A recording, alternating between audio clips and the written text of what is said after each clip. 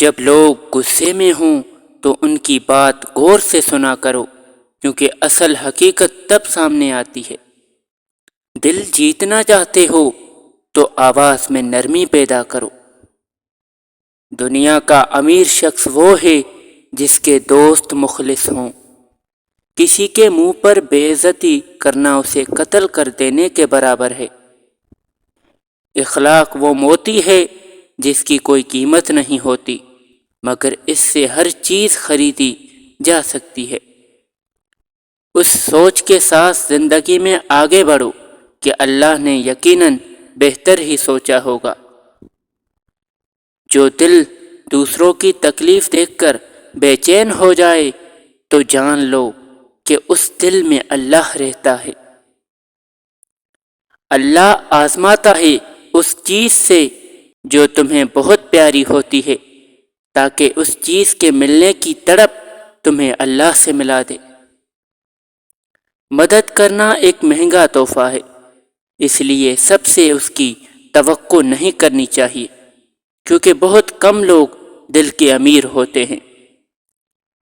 کبھی تم دوسروں کے لیے دل سے دعا مانگا کر تو دیکھو تمہیں اپنے لیے دعا مانگنے کی ضرورت ہی نہیں پڑے گی۔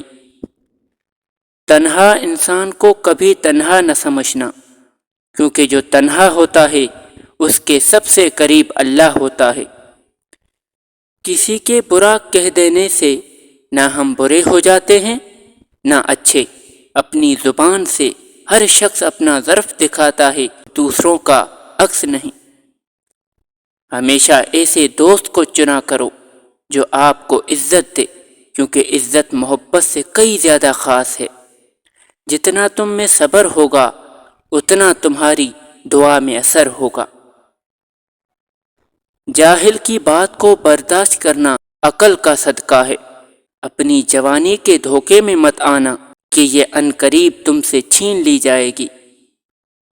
علم تمہیں راہ دکھاتا ہے اور عمل تمہیں مقصد تک پہنچا دیتا ہے۔ جو رشتے تمہیں تکلیف دے ان سے دوری اختیار کر لو۔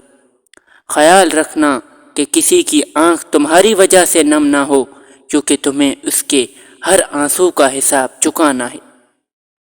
حضرت علی رضی اللہ تعالی عنہ نے فرمایا، صبر کرنے والوں کا مقدمہ اللہ خود لڑتا ہے۔